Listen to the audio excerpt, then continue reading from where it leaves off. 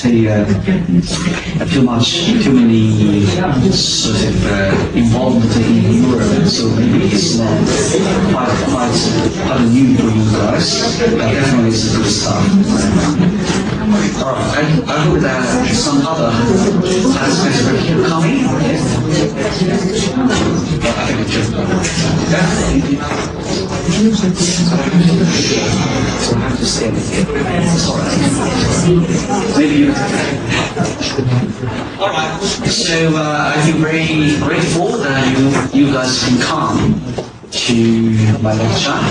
I was having a lecture yesterday. I think it's quite well received, and the topic is quite new. It's clear SA is definitely a new start. Okay, it's a new version of SGTB. I just mentioned this today. Take a look. Because today, Professor Shen, I was working at my home institution in Shanghai Medical University, at Jordan University Medical School, Medicine School, Dental School. I was working there for more than, I think, 20 years. I was the chairman of the orthodontic department at that university, and I was also working in University of Sydney for 4 years, taking the full faculty as a professorship over there for 4 years. And now, again, working in a very big, it's huge actually, it's a huge ESO in China.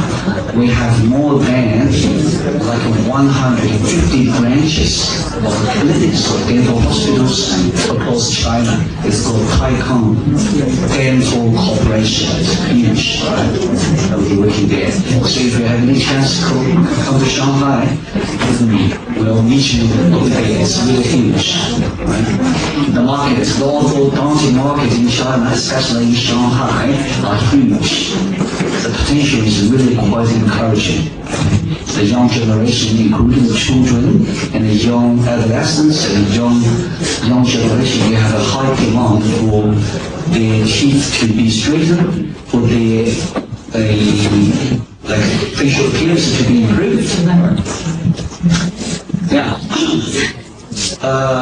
It's quite complicated. I just make my efforts as much as possible to get you guys to understand what's the philosophy and the theoretical philosophy behind SA. Yeah, for Orientals, I think also for Italian, if the patient comes to the office, you don't take a look at the intraoral office, you have to take a look at the facial appearance first. Okay?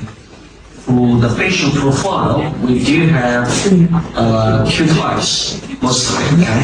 One is prognatism, means that's quite protrusively profile, and one is retrognatism, and the other one is straight, is normal. But they two, the facial prognatism is, the prevalence is very high. I don't know what's happening in Italy. The facial appearance and the facial profile is protrusive. In China, I think the 5 out of the 10 patients will be having that problem. The facial is very, we call it convexity facial profile, or special term is prognatism.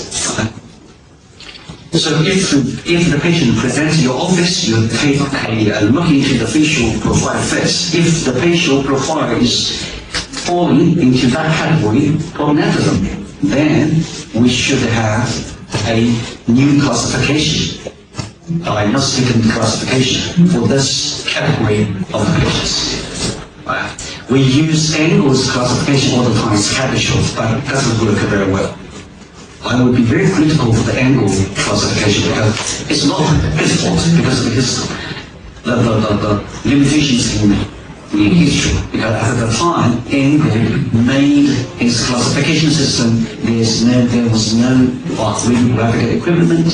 There was no too much thinking or thoughts about the facial aesthetically escalation. That time, during the English time, what they emphasized on is the alignment of teeth. rather than the facial appearance improvement, right? So the classification, angle classification, there must be shortcomings. There must be shortcomings. If we still use angles classification as a tool for diagnosis, we are doing lots of the wrong things, right? So the new classification specifically for the malocclusions with facial prognatism. Very interesting. Take a look. We have to look into or examine the facial appearance first. Okay, if it's convexity, we have to calculate the profile of the convexity. Okay, and then we should do intraoral examination, including the modal relationship. Angles classification is focused on modal relationship too much, right? Modal relationship is very important, but it's not only element that we need to look into, right? And also, we have to tell the reasons why modal is class 2. Did you guys think about that? Why the modal is class 2? How does it occur? What's the cause behind modal relationship? Angle didn't give any answer. He just find the superficial phenomenon, right? So we have to, the classification system should be the system where we not only give the superficial manifestations, but also the reasons behind why does it happen. And also mandibular position, I said again, I emphasize mandibular position very much. Angle classification doesn't include mandible or position of mandible at all. You only have the models. Model classification without knowing why the model is cusp to cusp. Alright? So mandibular position has to be included into the system. And also TMJ, we can't escape it. We can't avoid TMJ. Okay? TMJ is like TMJ is very important. It's even more important than the TMJ specialist. If we treat patients orthodontically, TMJ is even more important than the dentition, because in some cases TMJ determine the dentitional position or dentitional relationship. Okay. All right. And finally, a good classification system should be the system where not only give you the classification of categories, but also if the classification is determined, you have to give the practitioners very clear clue about what kind of a treatment therapeutic modality should be. Angle classification doesn't give any clue about the treatment modality, even after we determine class 1 or class 2 or class 2 class 3, but there's no specific therapeutic modality given to the doctors, right? So this is a very huge shortcomings of the angle classification. Our classification definitely is very clear suggesting about what kind of a treatment modality you should be taking, as long as you have determined what kind of the classification has been determined, right? Alright, so the classification is like that. We have two fundamental forms of the patients with facial prognatism. First one is like that. It's fundamental one, okay, dental alveolar origination. First of all, the facial profile is very protrusive, okay? It's very protrusive. Why? It's quite, the patient's complaint or even your subject, your inspection, there's no quantitative assessment about the facial profile category. You should look into the facial profile. It's protrusive. The second thing is about the lips. The lips, the tonicity of the muscle surrounding the lips are quite loose. It's not very strong lips, okay? It's very loose. Tonicity of the musculature is very loose, right? Leading to the patient or pre-impose the patient to the mouth breathing very easily, right? Very easily. So for this kind of patient, the mouth breathing is very prevalent, right? And then with a long time mouth breathing habits, what's happening? they will be having a breakage between lips and tongues. The pressure balance has been broken. So the upper frontal teeth will be proclined, leading to a increased overjet. And then the model relationship is still class 1. It was not broken, okay? But the frontal parts have been affected by the environmental factors, including the mouth breathing. And then the width, transverse width of the maxilla increases, the dentition is getting narrow because of the vault. The maxillar vault is getting deeper. Right? So for this kind of a patient, we have an increase of proclined frontal teeth without deviation in molar relation. Relation is class 1, okay? But the facial appearance is very protrusive. And then another thing is upper the upper airway. There's some sign of upper airway obstruction. In this kind of category of the patient, you're always looking into the upper airway very carefully. All right.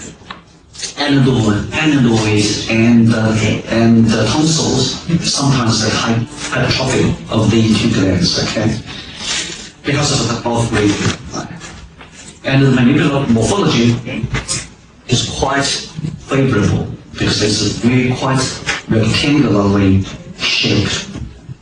This is one of the fundamental forms of the patients with facial prognathism. It's environmentally factored, it's postnatal formed without any evidence of heredity. It's changed after birth. Okay, the second one. Okay, so take a look at these important discrepancies. Okay, fundamental forms of facial prognathism, postnatal and habitual, incisors proclined and class 1 molar relationship, mandibular normal position. The mandible is the normal position without any deviation, sagitally or transversely. Indicates by molar class 1, right? The second form, fundamental form, we call it skeletal originate. Right. So take a look at the facial appearance. The lips tonicity, musculature tonicity is quite tight actually. The lip is incompetent, means that it's very hard for the patient to close the lips. If the lips have been forcibly closed, there's something wrong with the soft tissue in this area. Okay, it's very straight, it's quite obvious straight in the chin area.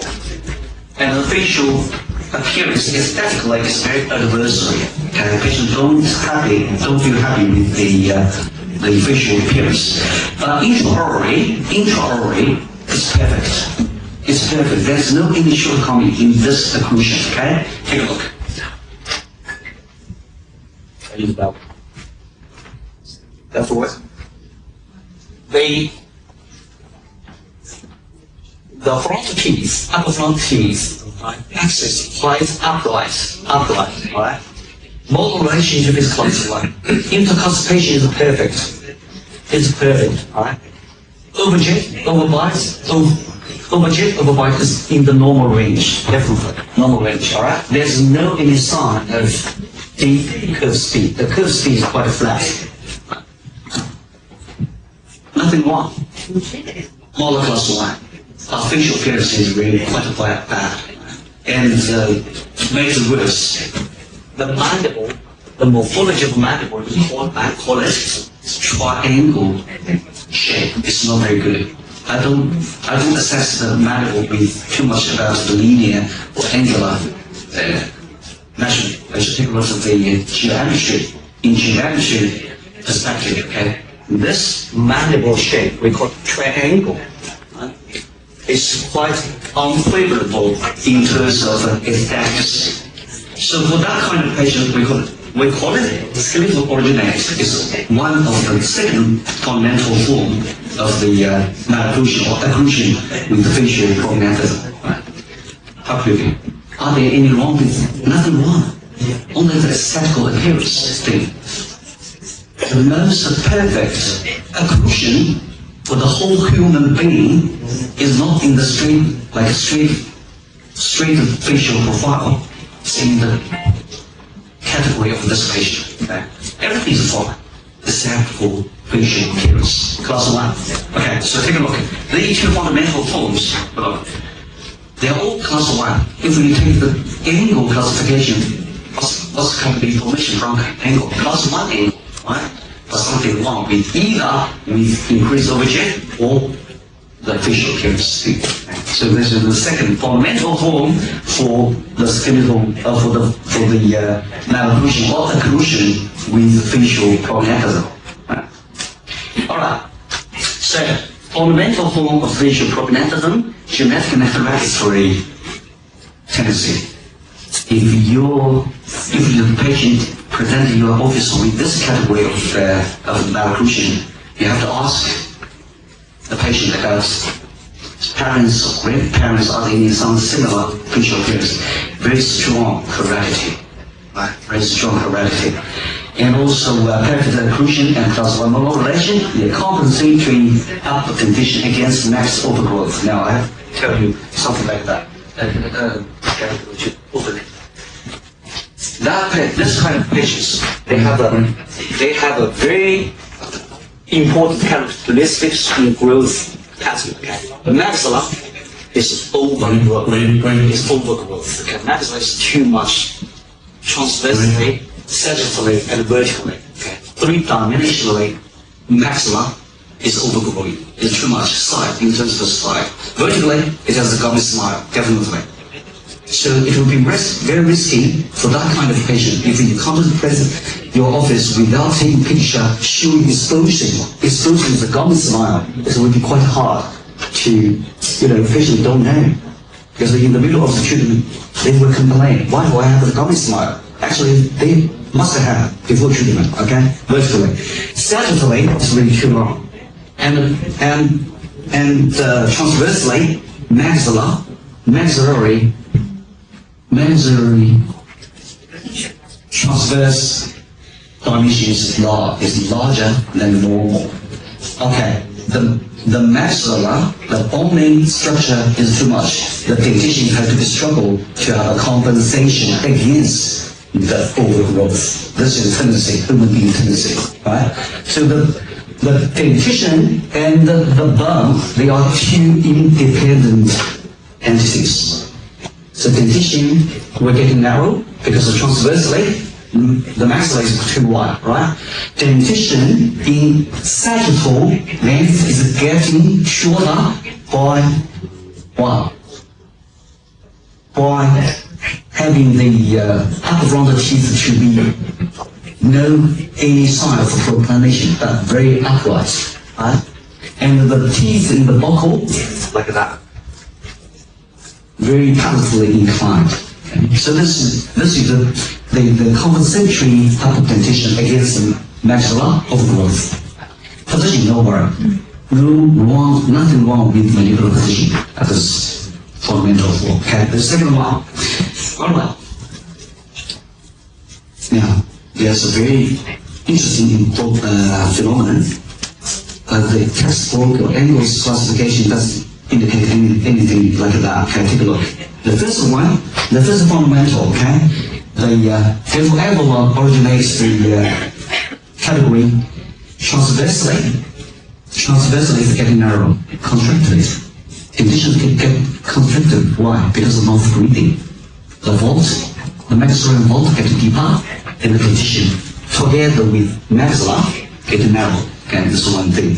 Now, as long as the dentition transverse dimension is getting less, there's a tendency that lower mandible, the mandible would be protrude to match the upper width, upper dental arch width. Okay, sometimes it's a tendency. Some people just struggle there without any backward translation, but some cases they have to translate backward to match the width, narrow the width of maxilla or maxillary dental arch to achieve a mastication efficiency. This will survive, right? This category. The second category, fundamental form, again, The maxilla is very transversely. The maxilla is very enlarged. It's very excessive. But dentition is opposite. It's opposite. Dentition is very narrow. This is a strong phenomenon showcasing or indicating that dentition is independent with the maxilla.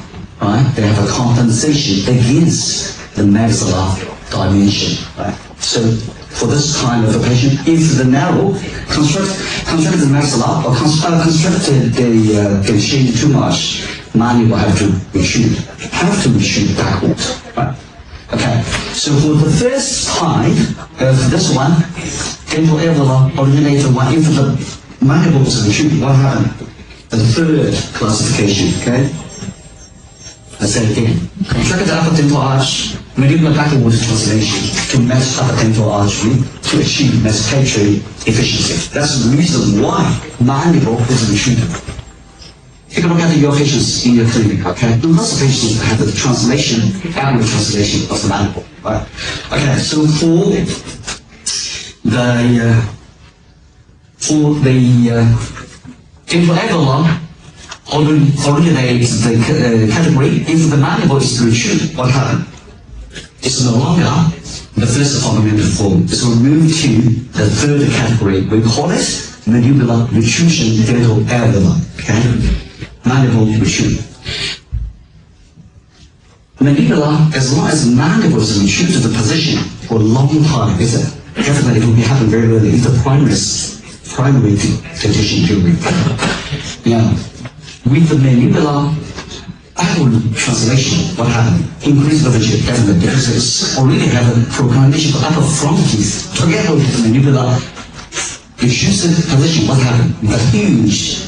The overture is very excessive, okay, for one thing. Another thing is about the molar relation. From class 1, convert into class 2. This is why angle class 2 happening, right?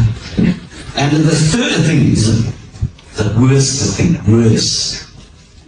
because the dislodgement between upper and lower frontal teeth, the lower incisors will be getting longer.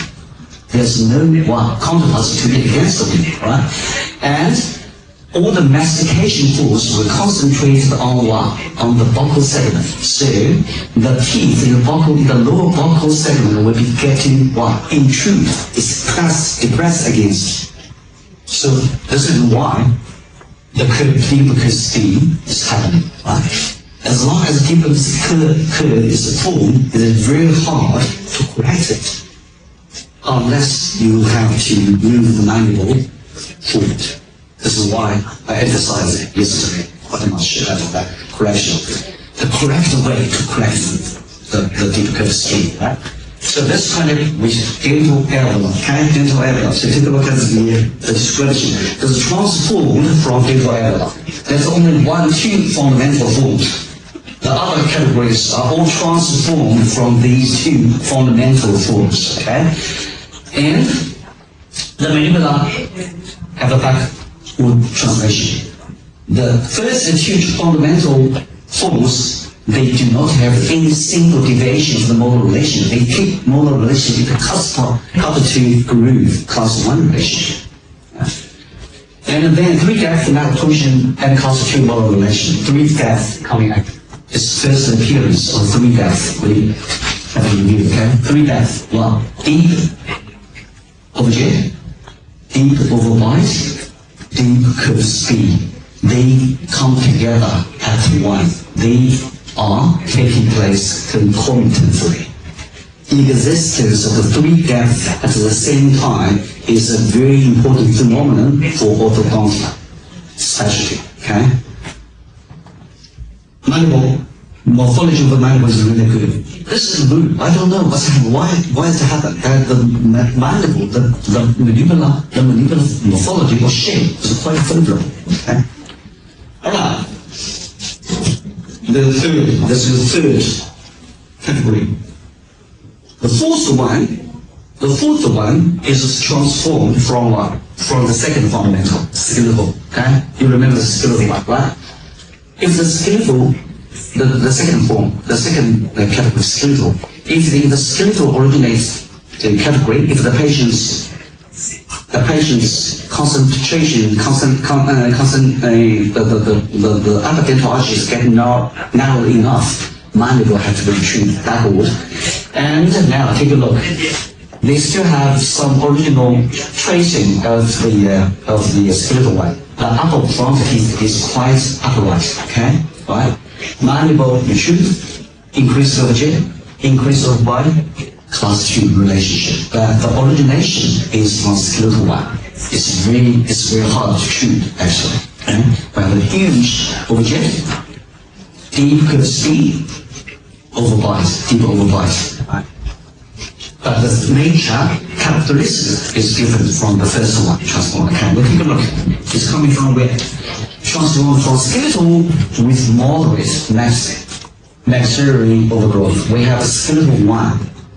The transformation of skeletal, fundamental skeletal one, we have two subtypes. One is skeletal one, depending on the overgrowth, severity of overgrowth of maxilla. Right? How can we identify the severity of the maxilla overgrowth?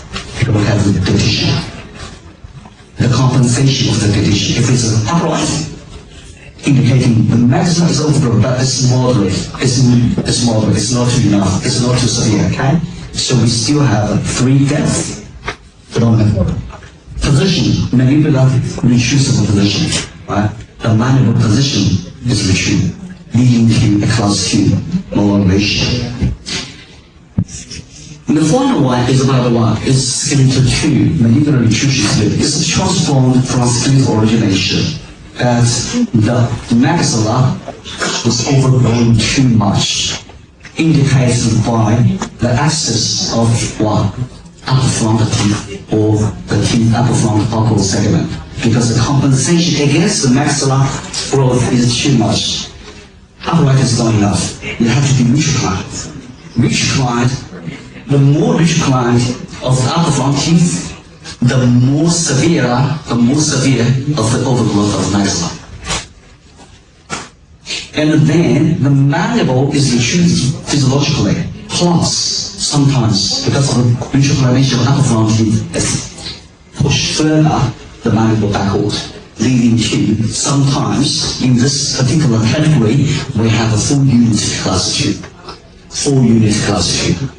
So it's not simple as like an Angles classification, class 2, division 2, class 1, it's not such simple. We have to figure out what's the reason behind this cause and effect. Okay? So this is the final one. So we take a review, okay? Take a review. The first one, diagnostic classification for malocclusion with facial convexity. And we also have a classification for facial concavity, right? Today we are not as a topic. Today is only the topic of orthodontics. First one is fundamental. Dental area is not inherited from the last generation. It's environmentally, postnatally formed. Okay, if the patient has no habits of the mouth breathing, everything will be fine. Camola classified overjet is correct. There's no proclamation of front teeth. Lots of patients like that. But if the patient has that perpetual habits, mouth breathing, definitely this is destination. Okay, so first one. So the treatment for this one is what? There's no need for change of the intercustation in the buccal segment. The task you only have is just a mutual climb in the front teeth without change of molar relation, number one. Number two, may not necessarily have the extraction, okay? Because of the frontal, the increase of jet, if you have an increase of jet patient, it's very less likely that you need to extract the teeth if we use that classification system. And another common thing is about exercise, muscle exercise. Okay? If you have a mutual correlation of the front teeth without the patient's awareness about the muscle exercise, will be very hard to have a good outcome. The third thing is about the airway, upper airway. You have to instruct the patient to have some specialty for the necessity of surgical removal of the two glands. Okay. Now the second one is totally different from the first one. First of all, it's hereditary, right? Hereditary. It's inheritance, strong inheritance. The facial appearance is very bad, adversary. Patient not happy with that. But the occlusion, we cannot call it malocclusion. The occlusion is perfect. It's ideal if not perfect, okay? Overjet, overbite, molar class, right? There's no 3 shallow, there's not 3 deep, okay? Everything is fine. But you see, the envelope process here is very thin. Here is very bulgy, indicating overgrowth of maxilla, right?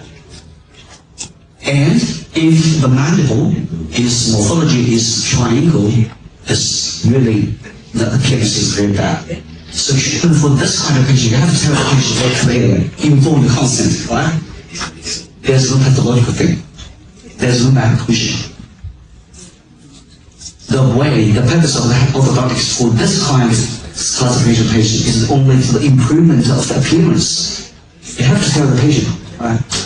And then for this patient, this kind of patient, you have to extract the teeth.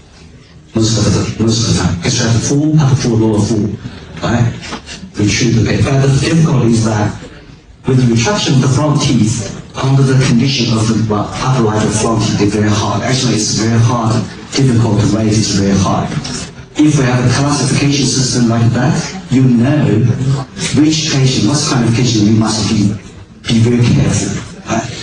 And you tell patient we cannot change the morphology of mandible, we only can change 1 degree or 1.5 degree of the so-called location. Don't exaggerate the location very too much. Patient will not be happy. You have to tell the patient after treatment, if you're not happy, you should have chemoplasty or some other something to improve your morphology of the mandible. Okay? Right. And then from here, we have, if the mandible is matured, if the upper frontal teeth or upper dental arches is constructed too much, and the mandible is matured, you will transform into this way. We call it malocclusion, a mandibular protrusion dental alveoli, right? And if from this one, if the dentition, the compensation of the dentition is too much and leading to the construction of the upper dental arch, but not too much. Upper frontal teeth is what? Upright. We have class mandibular nutrition skeletal 1. Right? Now, if the overgrowth of maxilla is so much that the compensation of the front teeth straight away is not enough, you have to recline. The buccal teeth are really inclined, very exaggerated. If you take a CT scan, you will find that short, just like that. Okay? And then we have a class 2, skeletal 2. Alright?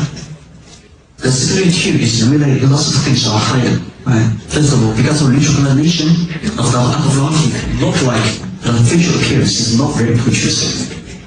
It's false. It's not real. Alright? And then the second thing is the morphology of mandible. It's the most beautiful in the human being. Morphology is beautiful. The prominence of the tree is in this skeletal 2 type. Why? Imagine why. Why? At this particular classification, the mandible, the morphology of mandible, together with the chin prominence is most beautiful in the human being. Why? Because that happened. What does it happen? Do I have that one? Yes, okay. It happened in the primary division. That child, as long as it has a dentition, if it's primary, the front teeth already have retroclination, right? And then hold the mandible backward all the time without any release. So the mandible has to be struggled to have a 1 point to be released only this way. Alright? So if the patient have the mandibular nutrition scheme 2, early treatment is not encouraged. I don't encourage the early treatment because you will have to have the very natural the mandibular chain point. You better leave the patient until what? Until like after permanent condition has been formed. The chin problems will be great, right? Chin points problems for the Oriental people is not like the Italian people have it's quite special section. Okay, so we're having these. But take a look at it here, okay? So fundamental dental alveolar, fundamental skeletal. These are two fundamental forms for the human being with prognatic facial profile. They are all very good in terms of the molar relationship. There's nothing wrong with the molar relationship. Okay? The choice forms, other three, they have something wrong with the molar relationship in the class 2. Alright, so angle class 2, they are all here. Angle class 2 indicates it must be having a facial problem, but angle class 1 is not necessarily have a good facial profile like these two. Alright? So angle classification is something sometimes really quite misleading. Okay? So I think this classification system definitely is in time.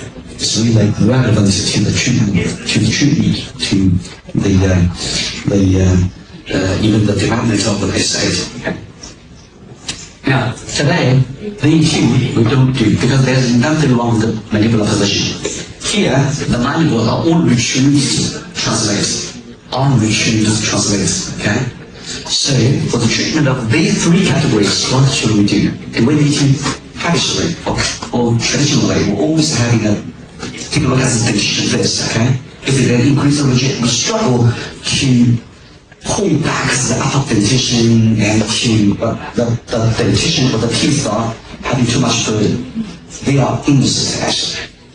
They are innocent. The criminal is where? Is malleable. Is malleable. It's a mandibular nutrition and its relevant malnutrition should be taken, should be treated by the problem, the source of the problem, other than what? The phenomenon. Right? So this is these three, take a look at this year. 3 years or 4 years. Overall, the maxilla is already there. It's hereditary. Dentition, compensation for the dentition from what? Starting from primary dentition. What's the class 2? This is the mandibular nutrition type 2 development. Okay? If you want to release it, you can. But you no longer have a very beautiful prominence of the chin. Right? So you balance, right? You balance. Okay. Now, consequences of a mandibular nutrition positioning. We tell the story in a very low, like a logical way, right?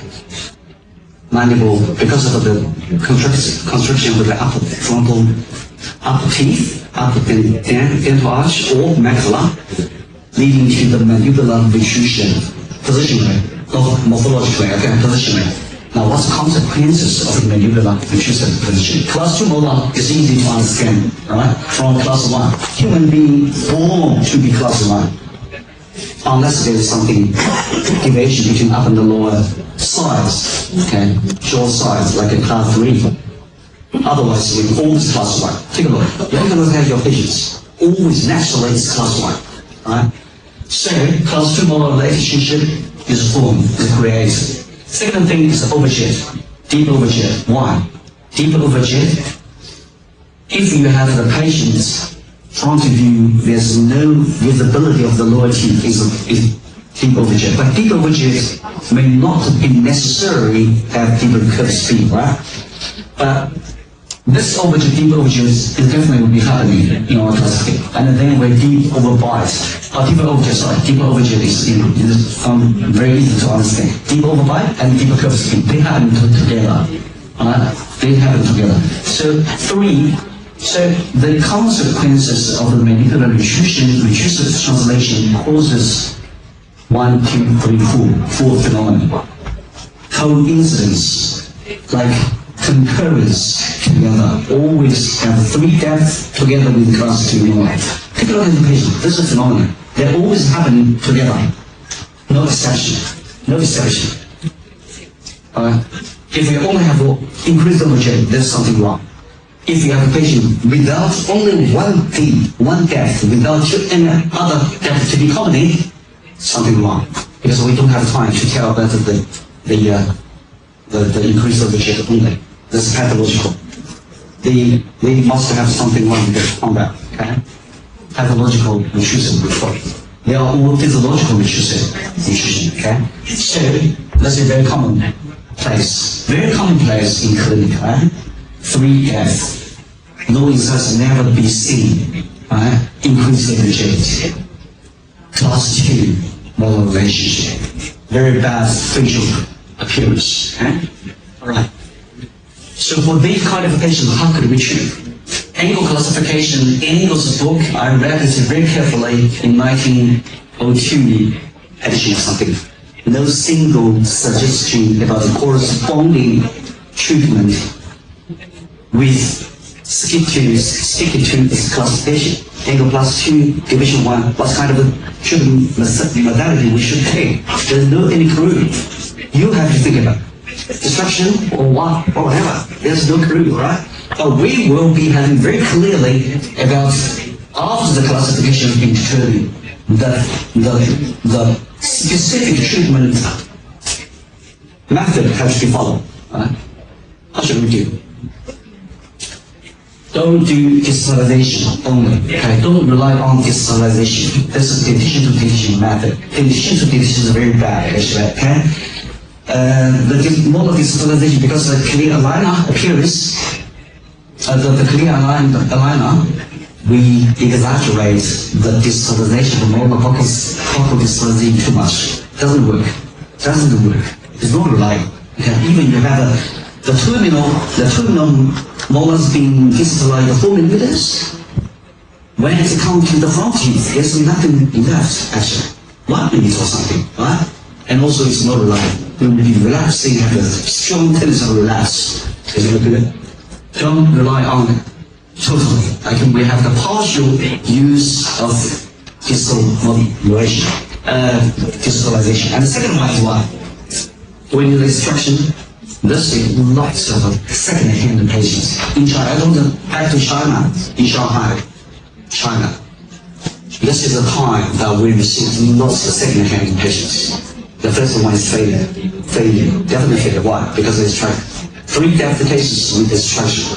With the extraction, the more teeth you extract, the more likely that you end up with a very bad treatment case, nightmare.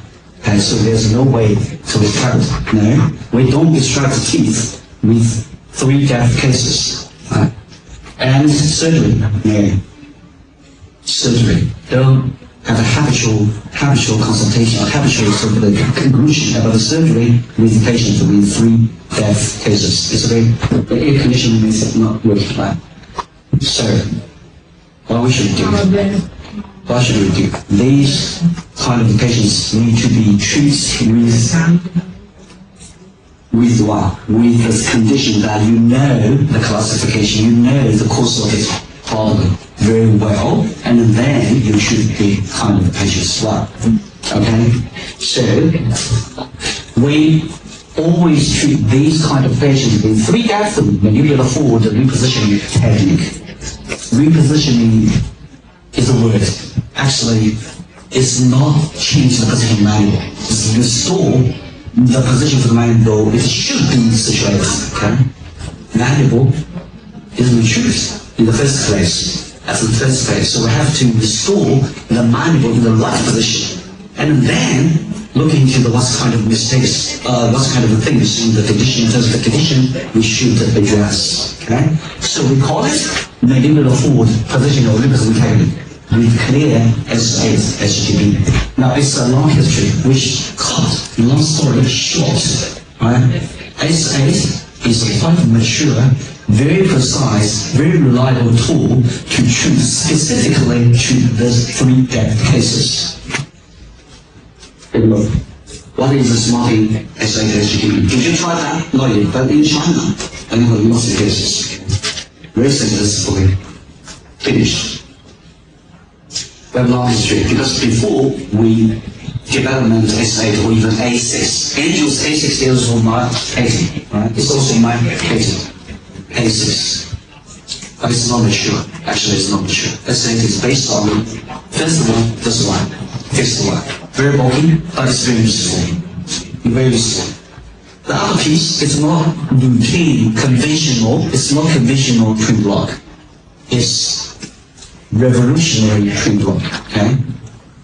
Because the functional pliers, I never call it a functional pliers anymore, right? It's not functional, it's orthopedic. It's orthopedic. Functional pliers will always have some doubt about the outcome or the long run, so the follow-up outcome of the fun. But because what? Removable functional pliers never works. My mentor, Professor had, or even Henches in Germany, right? In Germany, they use removable functional pliers, which results in quite unacceptable results. Why?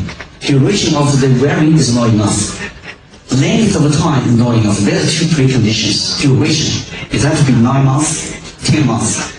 Continuation, it's not like intermittent, okay? The patient have to wear them 24/7. Otherwise, you end up with like double biting or there's no evidence of the TMJ removal, okay? So this one is fixed there, it's bonded there, permanently. The low one is removable, okay? The low one is removable. But six, the design is very tricky because with removable one,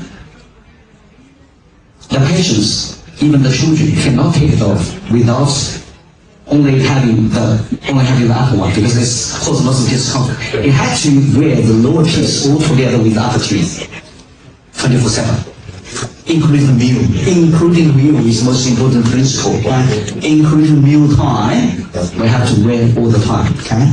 All right. 12 boys, we treat most of the adult patients. And 12 boys, it's very rare actually. Now this one, about exercise. Now classification, which one do you think it will fall into? Mandibular nutrition, dental alveolar, right? The classification, the specific classification is this one, okay? Let's do dental alveolar nature with what?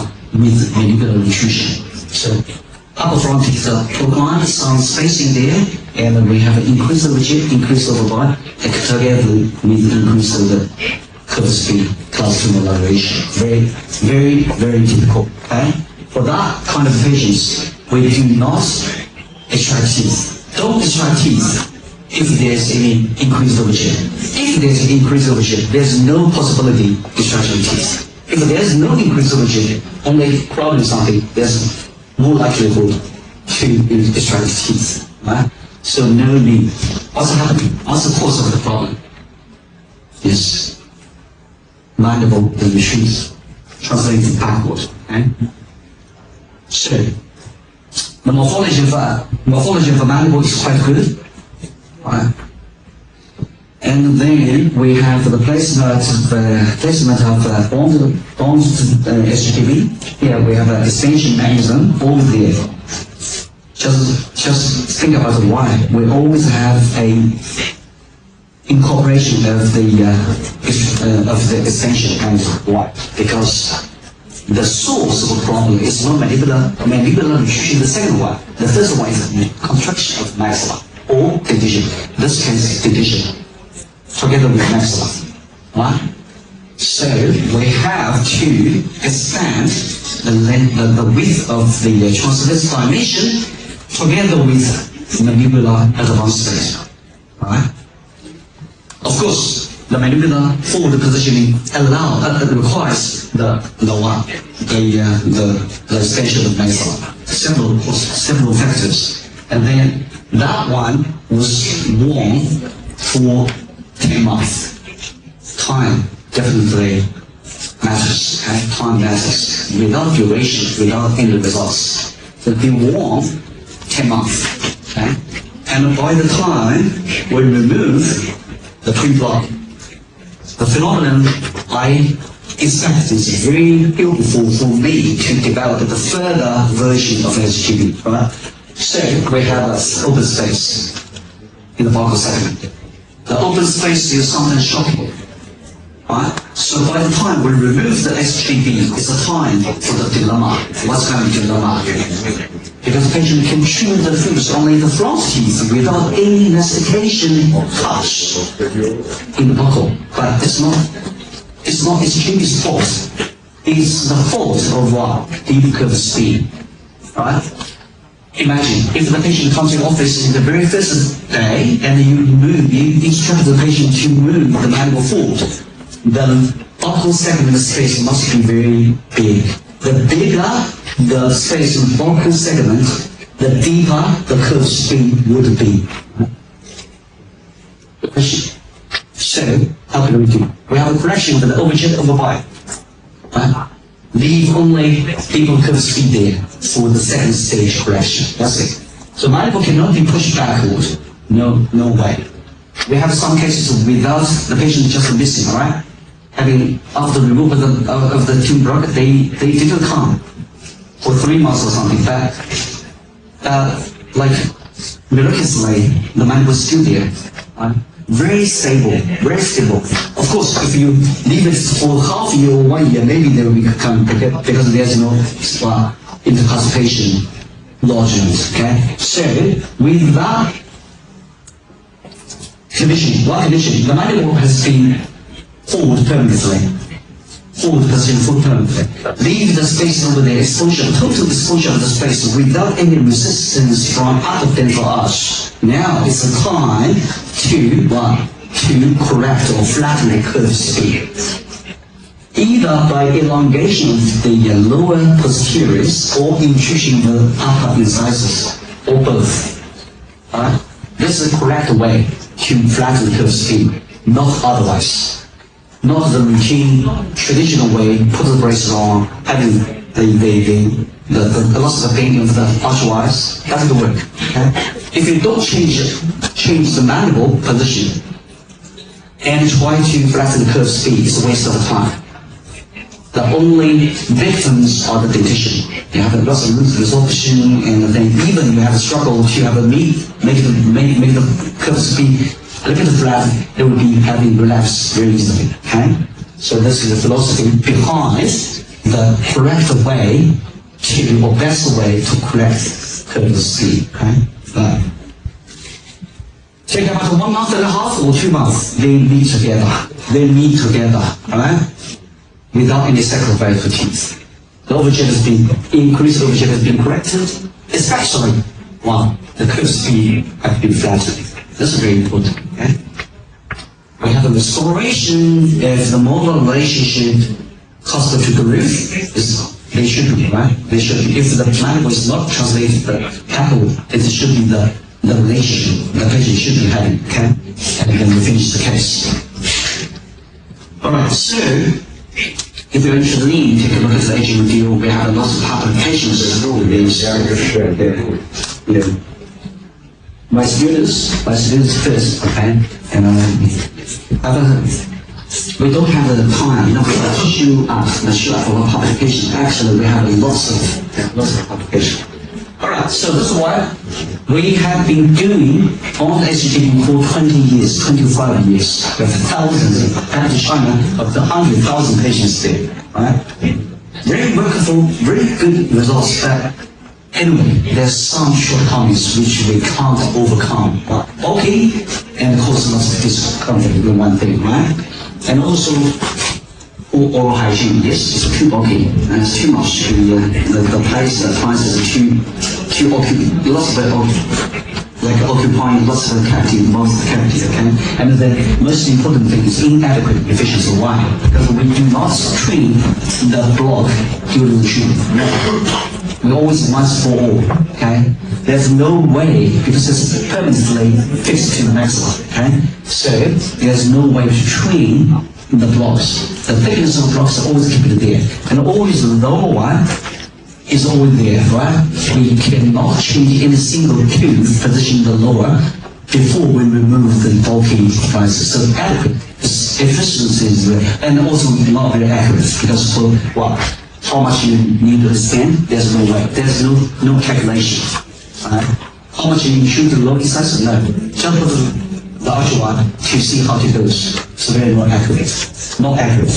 And one. And also, difficulty remove. It's very hard. Actually, it's very hard to remove it. And we have lots of hardships during the removal of all of the bone ISQ. It's not removal, okay?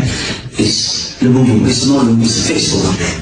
So this inspires us quite much because we do have a experience in using bones to block, and we have lots of experience in summarize the working mechanism.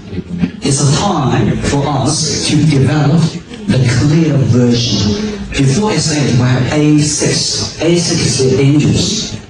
It's also me and my team invents it. Okay, so we do have a long line, long history using, developing, inventing that kind of stuff. Okay, so A8, take a look.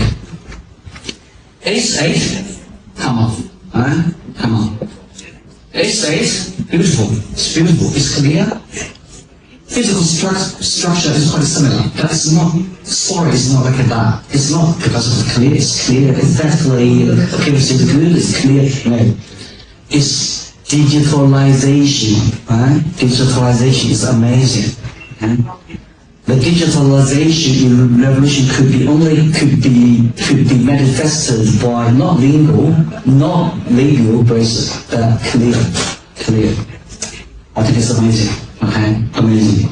So we have the two occlusal split, which are having the anatomical indentation there is very accurate. When you bind together, the lower teeth anatomical teeth will be matching with the upper one. Always, no matter how much change in terms of thickness or sagitally, they change all the time, but they always meeting together. For the bond changing, we cannot do that, right? But with clear version, we can do everything we have dreamed of, Okay? So this is a two splits, and also they're quite similar, the blocking mechanism, correspondingly in the lower piece. Okay? But, and don't overlook the clear vision. Totally change. Revolution. It's not evolution, it's revolution. Why? Because with that, this is the animation, okay? With these two pieces, look like it's not routine or conventional clear liner, which differs, almost differs a line, differs some other spark or something, too much, right? We are not just have a basal form of the clear liner. We have a lot of additional structure they build on the basal form of clear liner, like the two mechanisms, okay? And even we have 11, which I just mentioned later on. Now they bind together. When the exercise is in place and mandible is forcibly full position, right? At the same time, we are changing the teeth. When the teeth changing, that doesn't change like molar displacement. They are always meeting together. Patients don't take notice about it. They don't know. Doctor should do, right? Doctor should notice what's changed, but whatever the change, whatever the how change is, they're always meeting together very accurately. That's amazing. The algorithm, smart company's algorithm is definitely, capacity is definitely world class. Okay. All right. And indication, I say again, the importance of the classification is that you know the indication for SIDO usage. Okay? It's not, that one cannot use this because there's no position change of the mandible, right? They are cause-one relationship. After that, this one, mandibular nutrition, mandibular nutrition is skeletal one, mandibular nutrition with skeletal two. They three should be treated properly by S8. A strong indication for S8. If you can't memorize it, we still have some simple way to memorize it. Okay? So with 3 depth case, increase of G, increase of by cubical speed. Now you have S8 for the placement. and then amazing things will be happening. Right? So we will have some cases to analyze. Say that one is quite severe, isn't it? 3 deaths. Low intensity invisible. More than class 1, even more than class 2, even more than that for you. Okay? And we do not touch the teeth before we touch the jaw. That's the principle with the philosophy. Okay? So we change the jaw position and then we do whatever we want, not otherwise. Okay? We always finish in beautiful cases, very reliable. We have a follow-up for 5 years for the twin block, with the bone field for 10 years, 15 years. Very reliable. Don't doubt the reliability, stability, long-run stability about the SIDO cases. Okay? It's very reliable. This is that patient, okay? And we have another one, very severe. I mentioned yesterday, very severe, so severe that she was refused by all the clinics. Exception is unless she agrees to have a surgical result, right? Beautiful, really beautiful. She was so happy, and she introduced so many patients to my office because she trusts us, right? So it's getting very popular. If you can have a typical talk or something to put in essays, lots of information coming out. 45 years of age, unimaginable, okay, unimaginable. I even didn't believe that we could collect that patient in such a beautiful outcome, right? Alright, so, SIDO indication is very important. It's not every case could be treated by SIDO. Indication selection is critical, okay? Now, first of all, facial profile prognatism is very protrusive, okay? With retrusive mandible. Protrusive facial profile is not necessarily having mandibular position problem. Right? The first 2 categories don't. The last 3 or 4 do. Right? So, with retrusive mandible, how could we inspect? How could we identify mandibular retrusion? Easy. Class 2. Deep over J, deep over by deep curve street. If they 3 that together with class 2 modulation exist together, the indication of mandibular retrusion is very strong. Almost certain, right? Almost certain, right? That's one thing. Alright. How does SIDO work? Philosophically, we have implementing correction of the condition, like individual teeth including, okay? Together with representing the mandible. They are taking this all the time, at the same time, simultaneously. We have expansion, we have closing the lid, we have curved spin flattening, together with partial molar distalization, which have to go through with limited details, okay?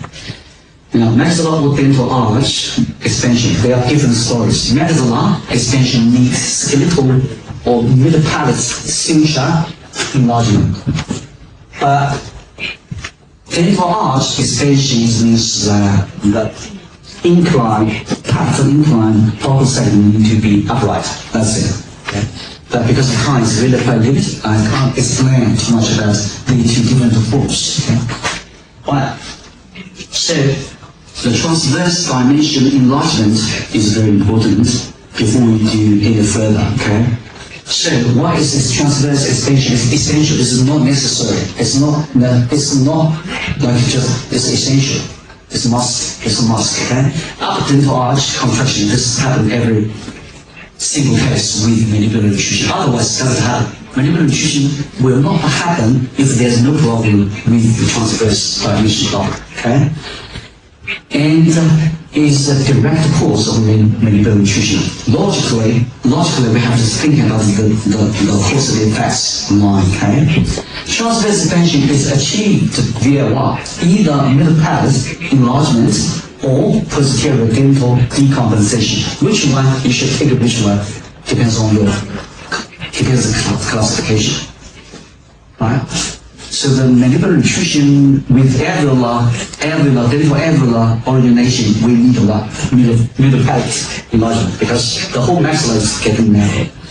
The mandibular nutrition with spinator 1, spinator 2, we do not need the middle palate enlargement because it's large enough. What's narrow is the dentition. So the transverse expansion including two mechanisms. One, middle palate enlargement, one is vocal segment decompensation, right? What you can achieve is not depends on the mechanism, depends on the structure of the appliance, depends on the age. If the growing age, whatever the appliance in, they always have skeletal effects. If it's soft growth, whatever the extension appliance you apply, they always dental effects. Okay? Right. So S11, amazing. Great. This is the first time since introduction of the clear aligner concepts. Smarty has done that, okay? If you scan the mouth, you have to scan the whole thing, not only just dentition. In case you need that structure, they are in the same appliance, okay? And it's curved, and the release of the pulse is very gradually, accurately, and very heavily. It could have the middle palate effects if the patient is in the growing age, right? Okay, take a look at the case with expansion. How can we treat the expansion? Because this one is what? The classification is mandibular nutrition together with what? Dental alveolar nature, okay? So we need to have expansion together with mandibular advancement. They always happen together, okay? And it's this one is when we move the mandible forward, we have a space, The closure of the space is critical. With the S8, is the closure of the space very beautifully, okay? Alright. So we have the enlargement of transverse termination of the maxilla. So we always finish the patient with wonderful outcome. With the dentition, keep the dentition intact without any sacrifice of the teeth. So expansion of the maxilla or upper dental arch is critical in correction of 3 death cases.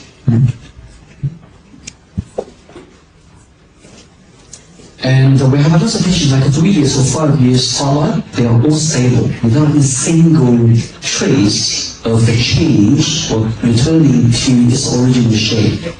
Very stable.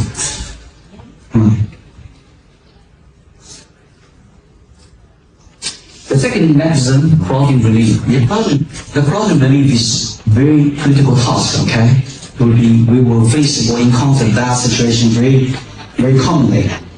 And crowding, how is crowding relief achieved by S8? Transverse expansion has to be one factor, alright? And then we have the upper incisal or together with lower proclination, if it's allowed to do so, right?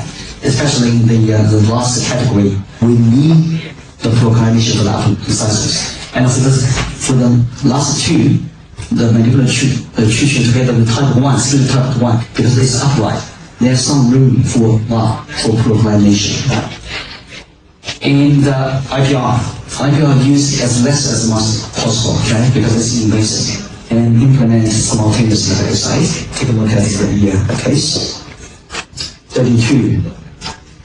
You have to inspect the patient without seeing the radiograph. Before seeing radiograph, you can inspect it. There's some sign of mandibular nutrition because this fold, the lip and chin fold, is always very deep, right? Already very deep. Yeah. It's very severity of the problem is very evident, together with one modulation more than class 2, and the frontal teeth are equally decline. So the classification is what? The last one. Nutrition mandible together with skeletal tube classification, okay? And For this case, patients will have lots of tasks, and not only just position correction of the mandibular position, but also have some individual teeth correction, including the relief, including the transversal dimension enlargements, including the correction axis of the front teeth. We call it not proclination, we call it decompensation. We cannot procline, just make it upright, that's enough. That's enough. Okay, so for that kind of patient, these 3 or 4 tasks are taking place at the same time. Okay? Take a notice about it here. They're always meeting together, but the teeth are moving. But the anatomical indentation is changing. Make sure that they are always matched together. Patients don't notice it. That change is so tiny that is so significant. Okay, so it's algorithm. It's algorithm. It's about digitalization. Okay? Digitalization. It only can happen in essays. There's no way that we can take place. We can have that things take place. Such a tiny change, accurate change in the bulky acrylic-based SHTB or even braces. Yeah. Right? So it's very, take a look at the animation, okay? It's real actually. As long as the patient waits very faithfully, what to change, exactly the change of animation, right? So, the initial, in the middle is after phase 1. We have to mention about 2 phases, okay? Phase 1. And what happened is that the initial clouding is being achieved, together with relief and achieving together with the one, together with very stable forward position of the mandible. There's no way. You can have a test. You have a manipulation of the mandible, there's no way the mandible could turn back. Very stable. Right? The heavy task is exactly the clouding relief. There's some aspects closure of the bulk segment. Okay? This will be doing in the second phase easily. What we should do is to having some further IPR together with the enlargement of the buccal segment. Okay? Right. And then this is what happened. In terms of the clouding relief, what we have changing gradually from here to total relief without too much sacrifice of tissues of the teeth. Of course, we have the IPR, okay? Mostly by expansion, by molar distalization, but also by mandibular positioning change. Almost finished, okay? Probably has been finalized. The third mechanism, working mechanism, is deep curve speed flattening. This is the most critical thing we need to face with, okay? Because traditionally, I also did that things only with the braces, with archwise, lots of like building archwise, twin, whatever, doesn't work. Because we didn't think about the mandibular position change. We didn't think about the high, the cause behind the deep curve speed. Deep curve speed is not happening overnight. It's accumulation of time from primary dentition all the way to permanent dentition because of mandibular acquisition, right? So curve speed, deep curve speed is very stubborn, okay? Right, so how is deep curve speed correct? Perpetual, it's a long time, okay? It's not overnight. On mandibular retrusive positioning, leading to the lower incisal elongation and posterior depression. Right? Now, the one thing is very simple, but it's very basic. It's very fundamental, but never to be resolved. Okay? How could we identify or quantify curve speed? How to identify? Clinically, we just move the mandible forward to see are there any space in the buccal segment. This is clinical examination. Very graphically, OPG tells you everything. OPG tells you everything, okay? The OPG dentition is actually 2 ways. Take a look. Clinically, if you have a 3 depth case and you doubt whether or not curve speed is really there, You instruct the patient to move the mandible forward until you have the criteria, okay? Not necessarily, but sometimes it works, okay? HJH-C. If the curve speed is normal, the space is limited. There's no space, or very small space in the bulbar segment, right? If the space is more than 4 millimeters, I can identify or have a quite clear diagnosis for deep curve speed. That's it, right? Alright. And then, in saprophylaxis in the set, deep curve speed must be happening in the mandibular morphology like that. If mandibular morphology is triangle, very rarely happen. We must be an exception. That is, normally, the deep curve speed happening in mandible morphology like that, because with that triangle, flat mandible morphology, the mandible could be mobile, could be either transferred forward or transferred backward. With the triangle, doesn't move very much, okay? Right? Alright, and from here, we can see if this line is flat, indicating no deep curve speed. It's curved like a mountain, okay? Its depth, its indication of the depth of curve speed. So from OPG, tell you everything. TMJ, teeth, periodontal tissue, everything, alright? You even don't go further for the CBC unless it's really necessary, okay? Everything. So the criteria for completion of the isolated case is not parallelism with the teeth, the roots. There's no obstruction, okay? It's what? From curved to flat. You have a lot of, you make this a lot of second hand cases. Wow. The extract teeth and that curve become even more prominent rather than less. Okay?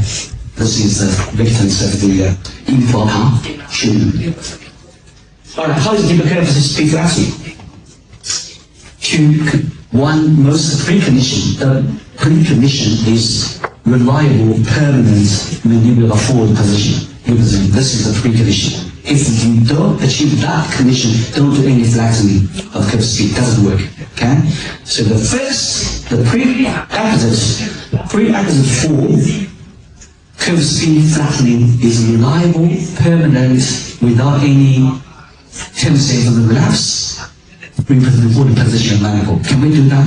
Of course we can achieve it. And under that condition, we can we lower incisor have a lower intrusion and a posterior extrusion. So first is jaw, second condition. Alright? So sequence is first you have to achieve the jaw position before you do any correction condition. Actually, with SA, they are happening together. Alright? But logically, philosophically, they have a sequence. Take a look, 38, young lady. You must inspect, you have as orthodontics, okay? You have to have that capacity to inspect without seeing the OPG or set, seeing the mandible, morphology is good. The labial mantle fold is very clean, right? And then, intraorally, if there are 3 depths, condition, definitely the mandible, there's something wrong with the mandibular position, okay? Take a look. She was also told that the correction only way to correct the relationship is surgery. So many victims for surgery. There's no need actually. So we instruct the patient to move the mandible forward. What happens? Huge, right? Of course there's some missing of teeth. Huge. Of course there's some, because you have to, but this huge space, excessive space, is a strong indication for excessive deep curve speed, right? So the task, if you correct that patient, you have to finish the task of closure, the space in the bulbar segment. Can we close it? How can we close it? We have to move the mandible forward, otherwise there's no way that you can flat that curve speed, that speed. There's no way, okay? no matter how much you treat the frontal lower incisor, how much elongating the lower posteriors, if the mandible is still in the backward tradition, the resistance from each other is still huge. You can't do that. Alright? You can't do that. The self is always like that, okay? The self is always beautiful morphology of mandible, huge overjet, and elongation is class 2. Right? See how does it happen? That's reasonable. Do you think that dentition could be lasted for long? No. Causing lots of problem. Atrophy, and lots of problems. Okay? Alright. So what we should do? Under the repositioning mandible, I don't think we have enough time to tell about how record the circulated, the working part with the wax. Okay, you guys know that should be the wax. You have to record the position it should be, and then send it to the smarty for the application of S8. Okay. Take a look at the gradually. From such a big space is getting smaller, and then totally will be closed. Okay. And here in the front teeth, the change of the pressures there of the jugular bars, and together the transverse. Of course, they are all together because they are all occurring together or simultaneously without wasting a single minute.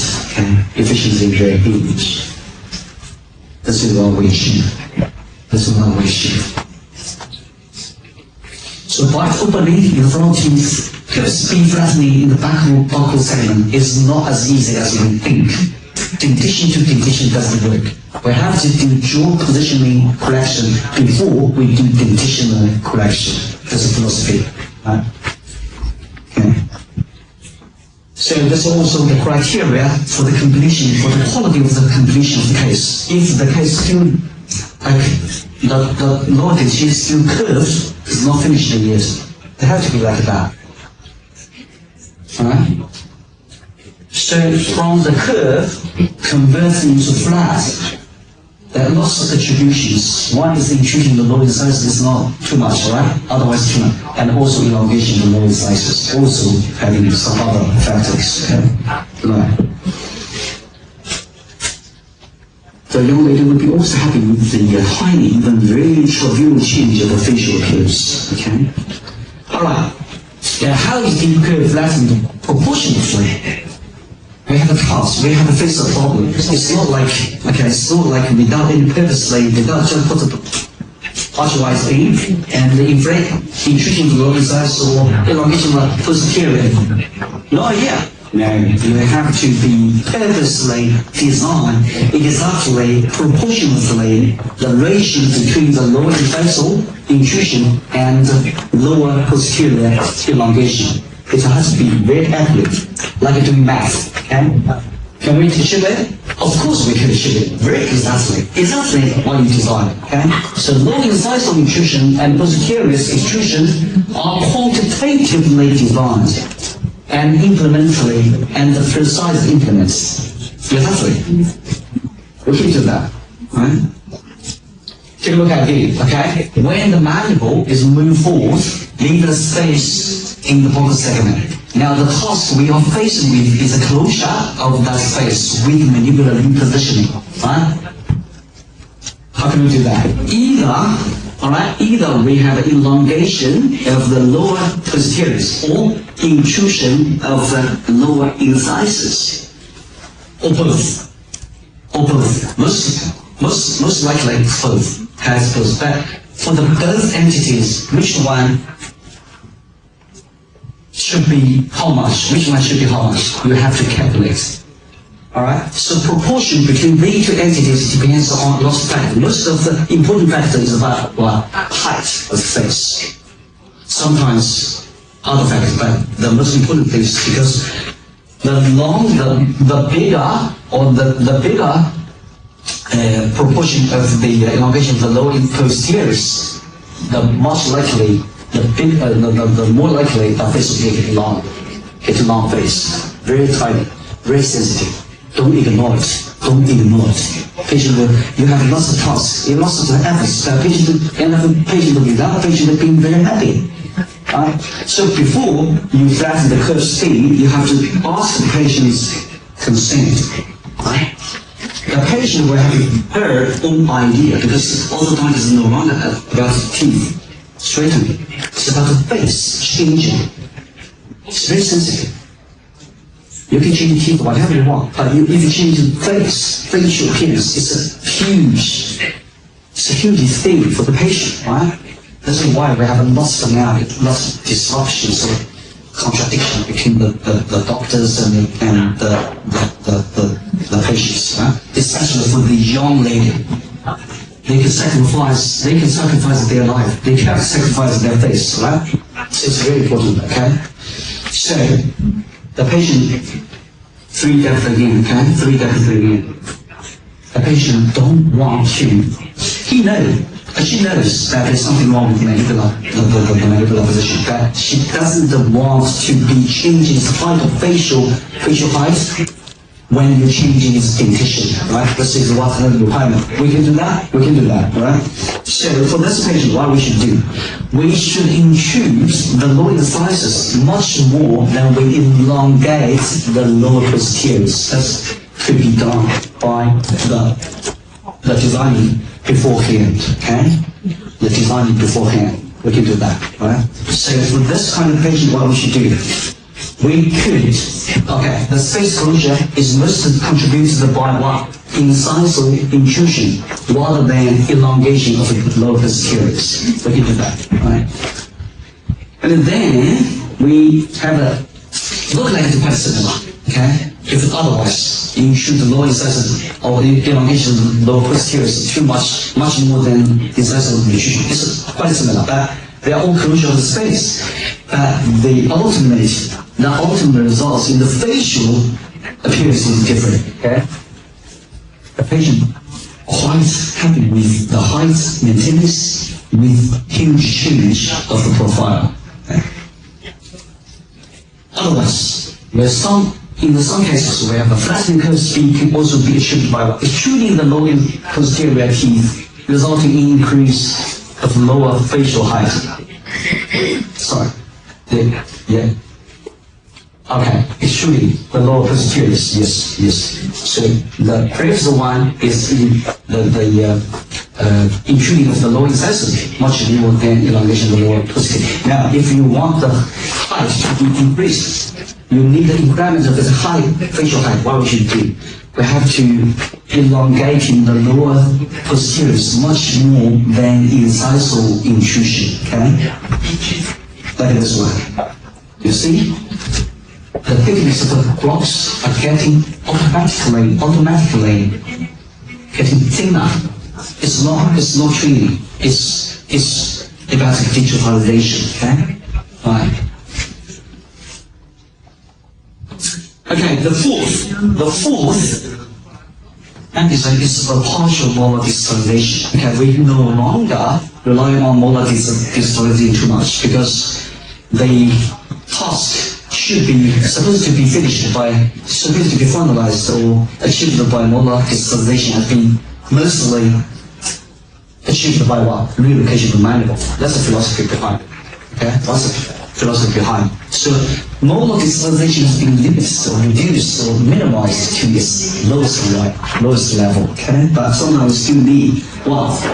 Why the molar digitalization is not complementary, not essential, complementary, okay?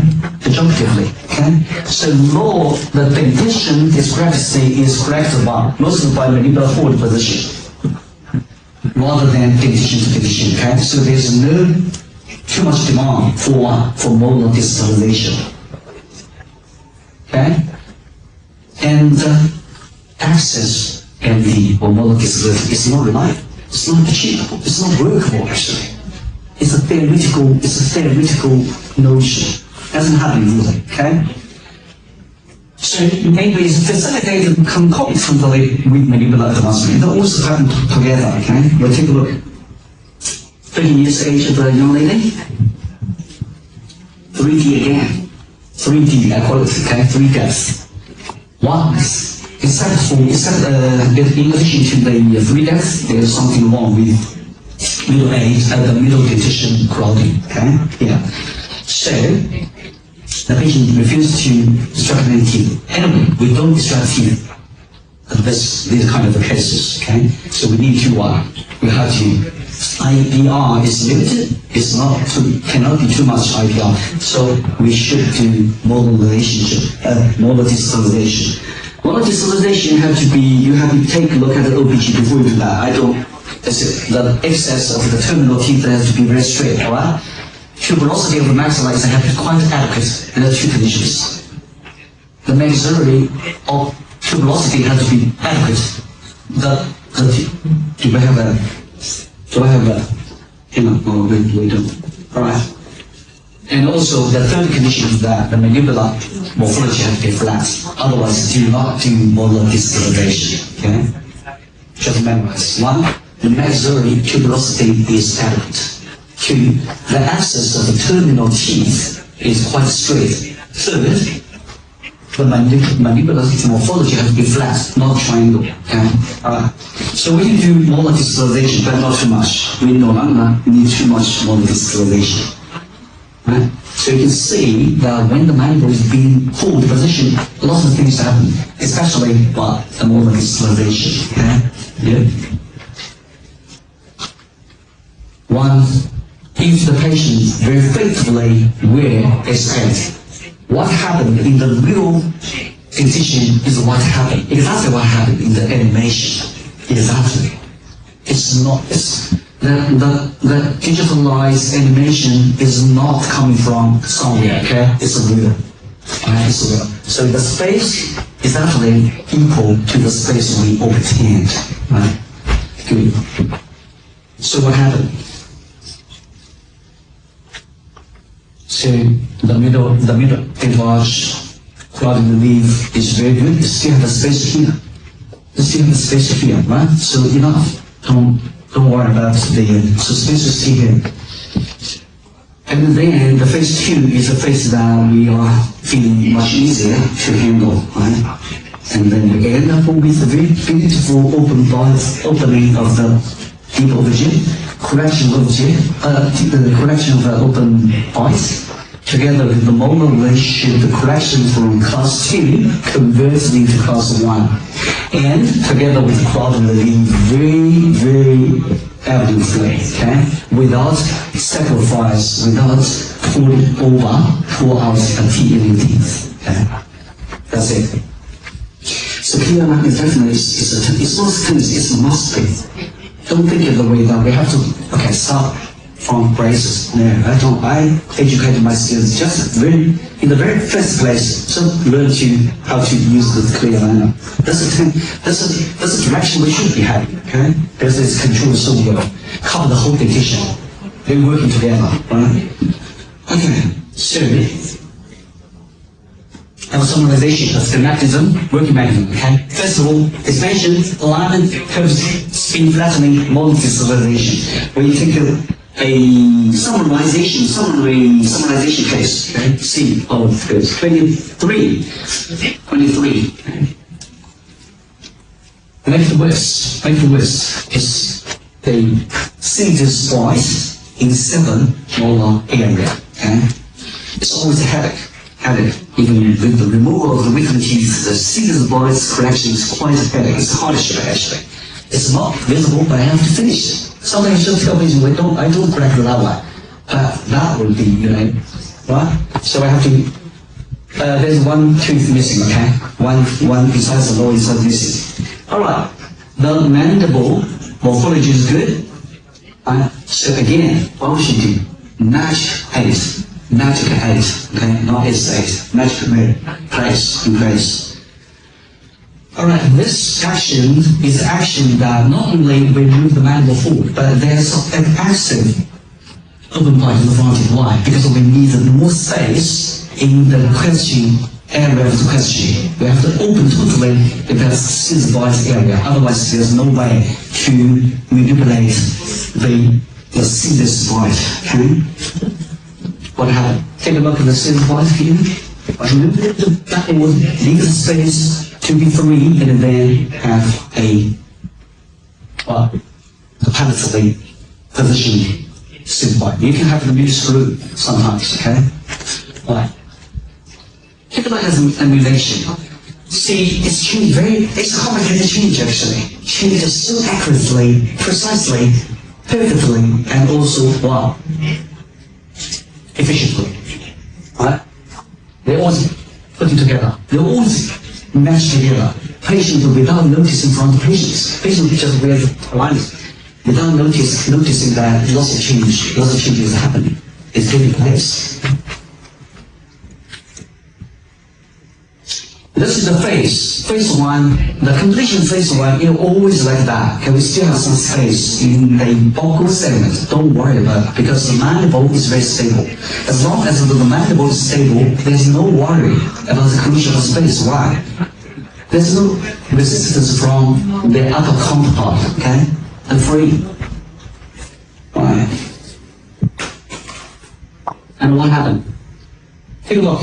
The thickness, the changing thickness of the blocks, the sleeve, is getting from the thickness quite adequate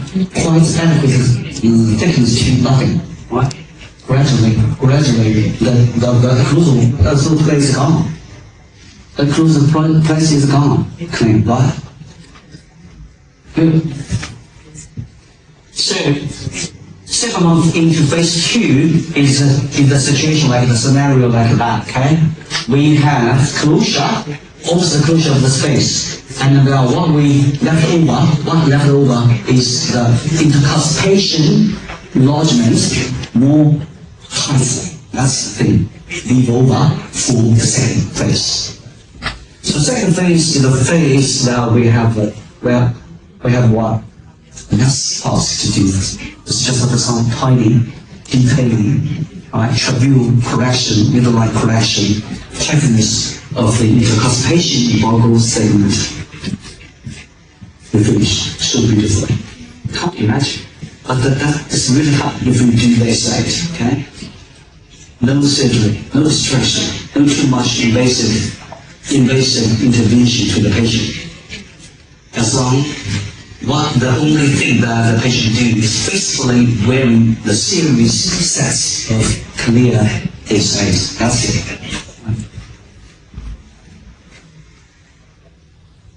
What happened? Yeah. This is very take an interest about the low incisal conversation. You do now. We have it's almost avoided, okay? A little bit, not too much. 3 degree to 5 degree of the proclination is allowed, is permissible. Alright? So what we have is that. Now, what's the protocol? The clinical protocol, we have 2 phases. We always follow that protocol, okay? The first phase is a phase emphasizing on mandibular repositioning together with some individual teeth connection.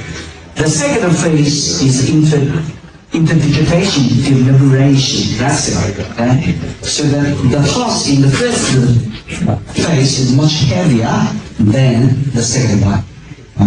Sometimes there's no physical separation, but for the education point of view, we have the separation of the phase 1, phase 2. But if you have the S8, maybe they are gradually transferred from phase 1 to phase 2. But one thing must be done between these 2 phases. Scanning, the dentition scanning again. Right? We have 2 times scan, much less than the other clear aligners refinements all the time. Okay? Yeah. Because we move teeth much less than the other routine aligner. We are relocating the lower jaw can save lost efforts in manipulating the teeth. Right. Alright, 28.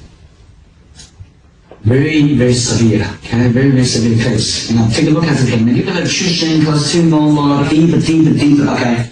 Indication for what? Indication for we want all indicating for SIDO. Now, if you can memorize the classification very clearly for the first lecture, and you just memorize 3 depths. If the 3 depths occurs together, concomitantly, definitely it's indication. Okay, it's indication for SIDO. Don't try to do other things, like spine or I don't know, like the routine clear lines doesn't work. Yes, it doesn't work. The cases now is not simple as the cases 20 years ago. The demand from patients is very simple. Straight to the teeth without changing the face. Right? Now, change the face. Before, it's a priority to change the face. Then the change the dentition. Right? So this is a very important thing. So phase 1 is minimal reservation, alignment, dental expansion, molar facility, leveling, curve scheme. Initial, time, partial. All the things happen together. So then here we have the first phase. This is in place. Take a look at first phase, what we should do. First phase. Going to give us the molar discolorization, right? Molar discolorization, clouding, initial clouding from the teeth, proclamation, everything. 27, 20. Now first phase will always have like 40 sets. 40 sets. And the last 2 sets will be having a block without any change of the teeth. Alright? So after you finish, like 40 or 30 something, and then you scan the patient again, scan the dentition again, send it to the smarting, and you have 2 or 3 sets without any changing, just like block. So hold the mandible to wait for the coming of the phase 2 sets. Okay?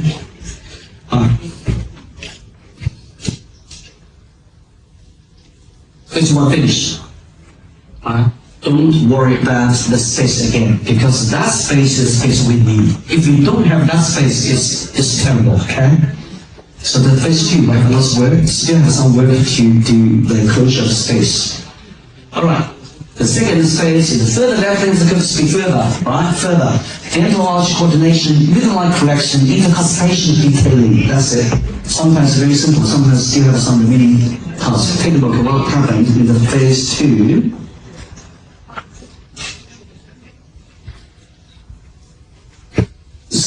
There's no jump, bite jumping doesn't happen, okay? There's some clear lines that has bite jumping, doesn't happen, right? That's the closure space. Bite jumping takes 10 months, not overnight, okay? There's no miracle happens, right? Here, we finish the case, right? If you have a patient like that, the patient will give you lots of populate like what? They would be having lots of disruptions or in the TikTok or something, and they just feel amazing because other clinics cannot do that. They all refuse all surgery. What? But you can treat the patient so beautifully. That's great. That's a satisfaction for us, right? For us as orthodontics. Facial change is very satisfactory, right? And see what? The low incisal compensation effects is limited to its lowest level. Why? Because we have a whole coverage of the clear aligner together with some special designing of the labial pad. I didn't mention that. Or sometimes, if necessary, placement of the screw. Okay?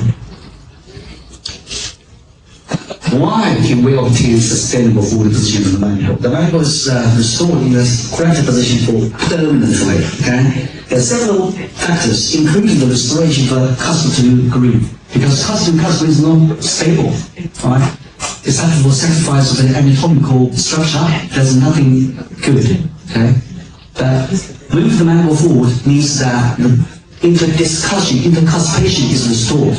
Custom to groove is very stable. The most important thing is that remodeling of the TMJ. Okay, we do have lots of infection, lots of evidence from radiograph. 3 levels. First level is OPG. If you're lucky, most of the time, it's adults. Okay, you will see what by the time remove this bondage, remove the SGGB is a time to take the OPG. Okay? It's not like the final, initial and final.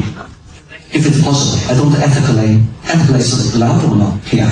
In the middle, take one, okay? Because it will give a lot of encouragement.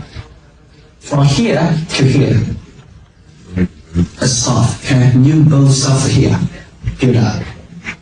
The condyle, the TMJ, is only joint in the human body that could be having adaptive remodeling lifelong. There's no any exception. There's no any other things. Okay? Here, no. Wearing is wearing. There's no longer could be having a rebuild sort of a modeling of the heart tissue. Okay? This happens all the time. Okay? Regardless of children or no children, adults. Okay, so this is the first level. The second level is CBCT. Okay, CBCT is again, let me give you more. Why? The structural relationship between condyle and annulus, or glandular fossa. Okay, you can see it's huge.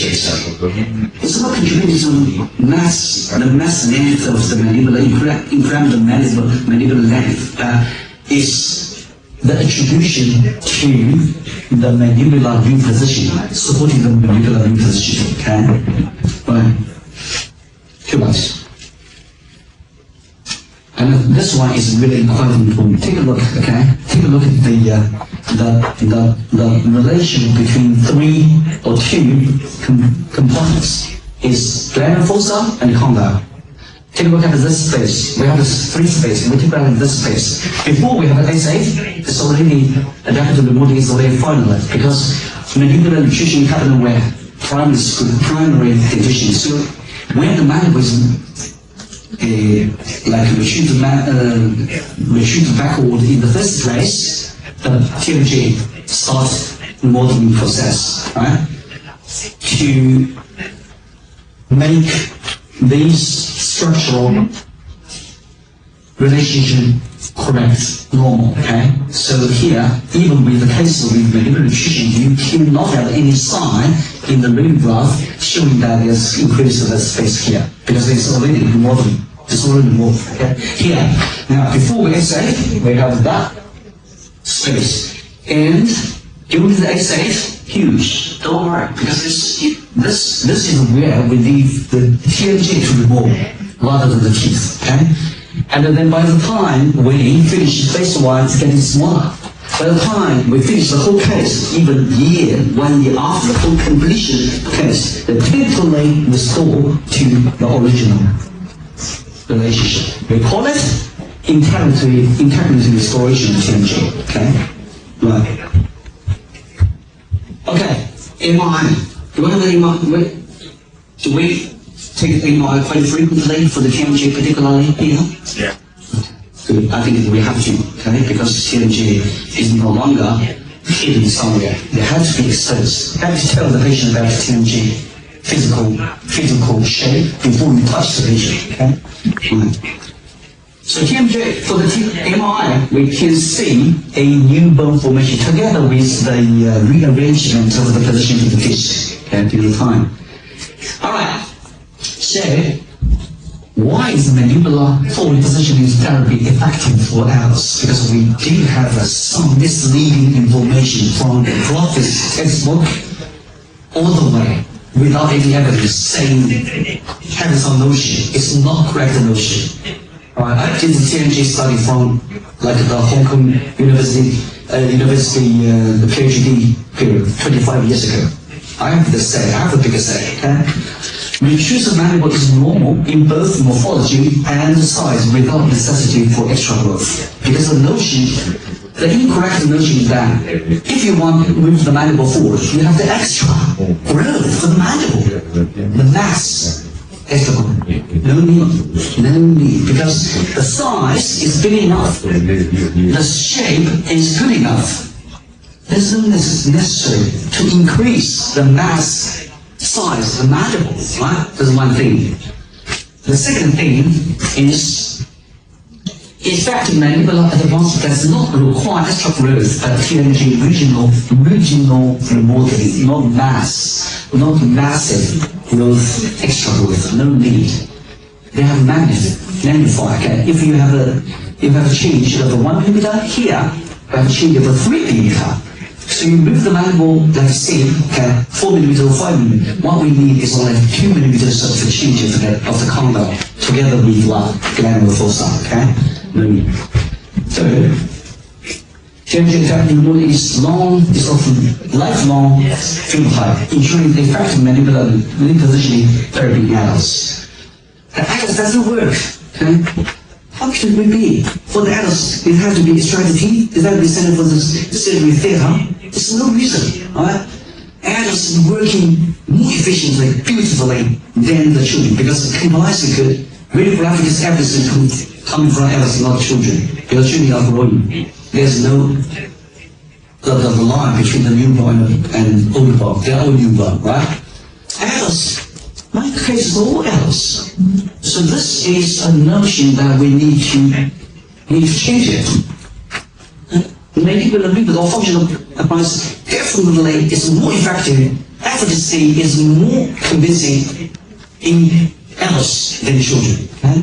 So you just listen. You just treat the adults. Take a look. 34 is adults, right?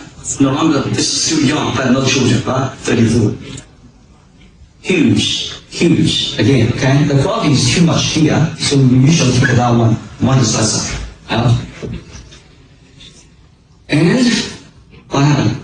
Okay, take a look. The tubulosity here is not tube. So can we rely on the normal crystallization without any tubulosity side here, right? So there's no way. We have to move the mandible forward. Okay? Alright. What happened? So in the upper, there's no too much molar discoloration, and most of them will be having the expansion together with some IPR, right?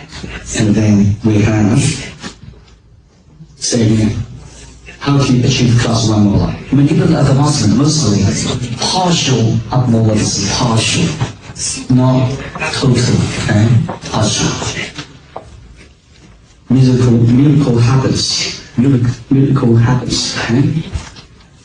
Right. So this completion of the phase 1 is the scenario always like similar. They always have a similar scenario. They have a correction over jet over y, leaving a little bit space, sometimes still big, okay, in the box setting, to be corrected further in class 2, in phase 2. Phase 2 is a phase where we have some detailing of the interpretation, further flattening the curve speed, middle line correction, everything. Okay? So what happened? This is always happen. No exception. No exception. Okay?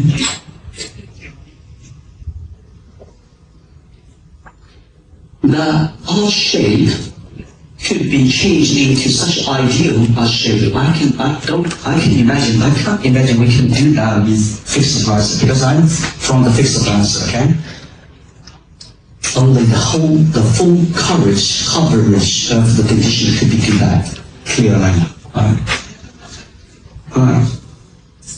So initial, finish, and 2 years follow. Actually, nice 4 years because of COVID. The patient didn't appear for a long time. Okay, beautiful. I think it's beautiful. I don't know. It's your opinion. Is it beautiful? Definitely, it's convincing. Okay. Right. Low lowest compensation has been controlled in the lowest level. Alright, there's almost no change. Beautiful. Right. Condylar remodeling is evident, although it's quite tiny, but it's still remodeling. Alright? Yeah. The facial change is evident. This is why we attract the patient to come. Because patients don't notice too much about the acoustic change. What they notice about is the change in the facial, in the face. Right? Okay. Alright, so we have the summarization. Advantages of the smart SIDO. Reposition the mandible and correcting the mandible simultaneously. taking place together. Make it be very efficient, accurate, precise. Okay? Correcting severe class 2 jaw discrepancy to minimize the need for surgery or extraction. In our clinic, there's almost no extraction and surgery for these look like very severe cases. Okay? A problem is the treatment after staying in adult patient. This is breaking through. I don't do too much supervision about the textbook. I always have a doubt. What they say is not reasonable. They don't have any experience of having animal experimentation. They don't have any experience of using the fixed line, the functional therapy. And having that notion, having that conclusion, adults have to work because they misleadingly think that the mandibular positioning stability relying on what? The extra growth, massive, very big amount of extra growth of the mandible.